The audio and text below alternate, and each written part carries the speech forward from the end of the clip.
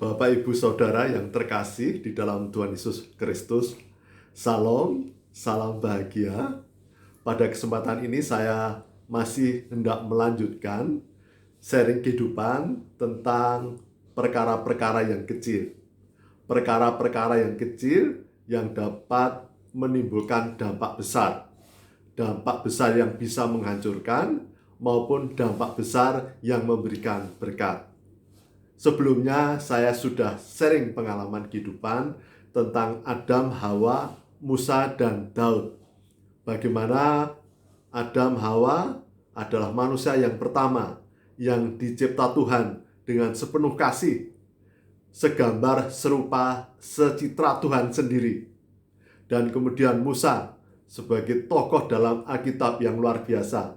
Demikian pula Daud yang demikian Tuhan penuh kasih senantiasa menyertai, memberikan berkat kepada Daud. Tetapi Adam, Hawa, Musa, dan Daud hanya karena masalah-masalah yang nampak sederhana, sepertinya perkara yang sederhana, perkara yang kecil, namun ternyata membawa dampak negatif yang sedemikian dasar, yang menghancurkan umat manusia, yang menghancurkan kebahagiaan umat manusia. Adam dan Hawa hanya memakan buah pengetahuan, dan kemudian Adam dan Hawa diusir dari Eden, dan kemudian hidup menderita, dan kemudian manusia anak keturunannya menjadi menderita dan harus mati, dan saling membenci dan membunuh. Kemudian Musa hanya karena marah kepada bangsa Israel dan kemudian tidak percaya kepada Tuhan dan kemudian meremehkan kekudusan Tuhan, akhirnya Musa tidak bisa sampai ke Kanaan. Sedemikian pula Daud.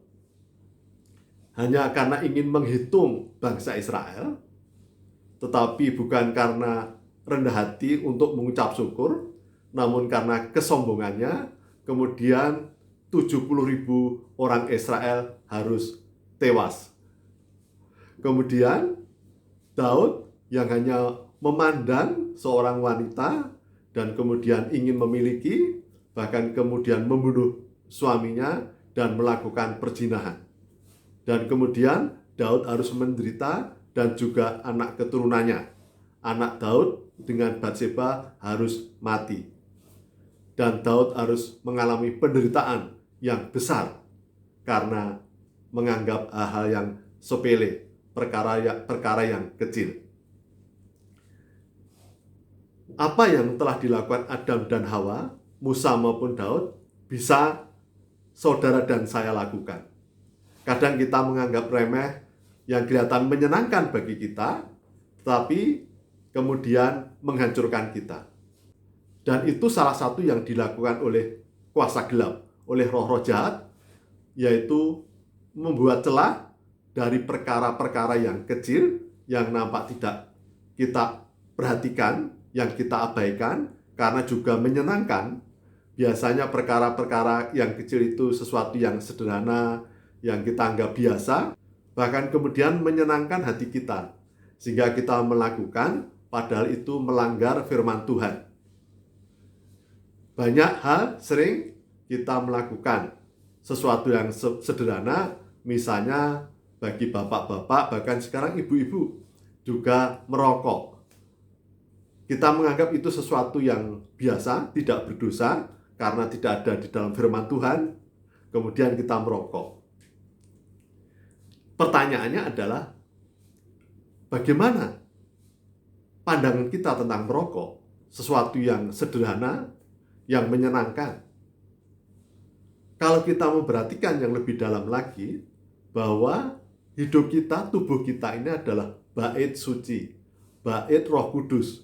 Apakah kita juga akan mengotori dengan asap rokok di dalam tubuh kita yang ada Roh Kudus?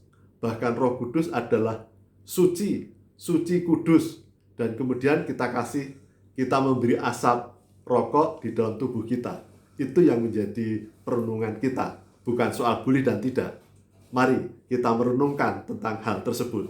Apakah merokok itu sesuai dengan kondisi tubuh kita sebagai bait Roh Kudus, bait suci.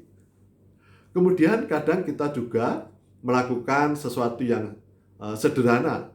Misalnya kalau kita sebagai pekerja, karyawan, pejabat, manajer, direktur, kita sering mengabaikan hal yang sederhana di kantor kita. Kita bisa tidak jujur dengan hal yang sederhana dan akhirnya merembet kepada hal yang besar.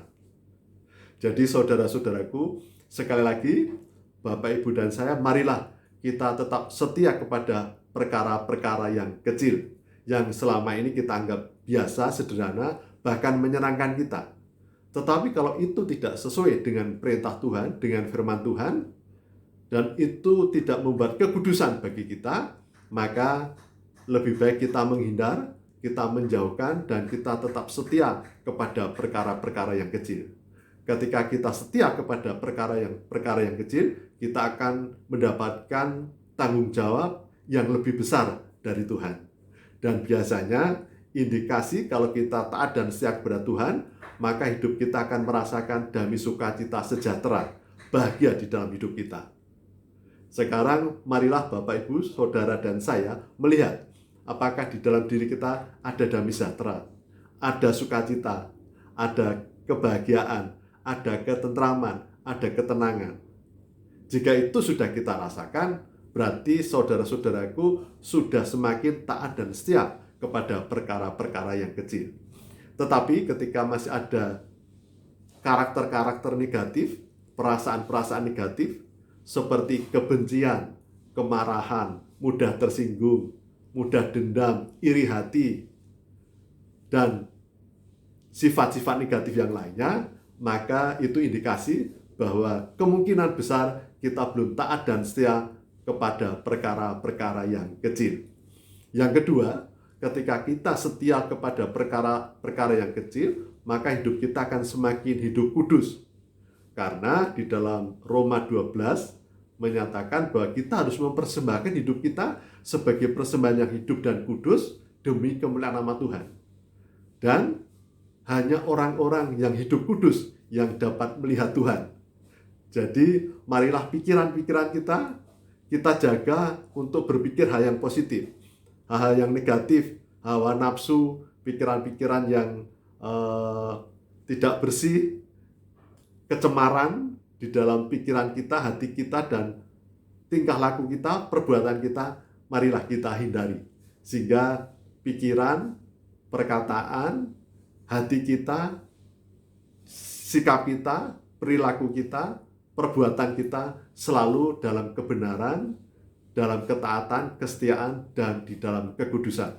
Maka pastilah ketika kita setia taat kepada perkara-perkara yang kecil, taat dan setia atas perintah Tuhan, dan berusaha hidup kudus, hidup kita akan merasakan damai sukacita sejati, akan merasakan kebahagiaan, ketentraman, dan ketenangan.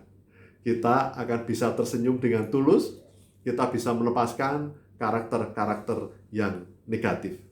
Mari kita buktikan. Karena saudara-saudaraku, mengapa saya sampaikan tentang sharing kehidupan, kesetiaan pada perkara-perkara yang kecil?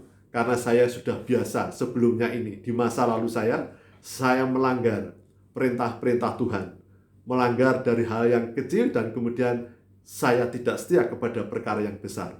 Dan hidup saya menjadi tidak damai, tidak tentram, tidak bahagia, saudara-saudaraku. Namun kemudian saya bisa bertobat. Tuhan berikan kesempatan kepada saya untuk bertobat, mohon ampun, dan sekarang saya berusaha untuk taat dan setia kepada perkara-perkara yang kecil, dan ternyata saya dapat merasakan hidup di dalam kedamaian, ketentraman, sukacita, ketenangan, dan kebahagiaan. Marilah saudara-saudaraku, saya mengajak Bapak, Ibu, dan saya untuk bersama-sama menjaga hidup kita, hidup kudus, taat dan setia atas perintah Tuhan. Sehingga kita akan dapat merasakan hidup damai bersama Tuhan, dapat berpengharapan surgawi bersama Tuhan. Salam bahagia, Tuhan memberkati.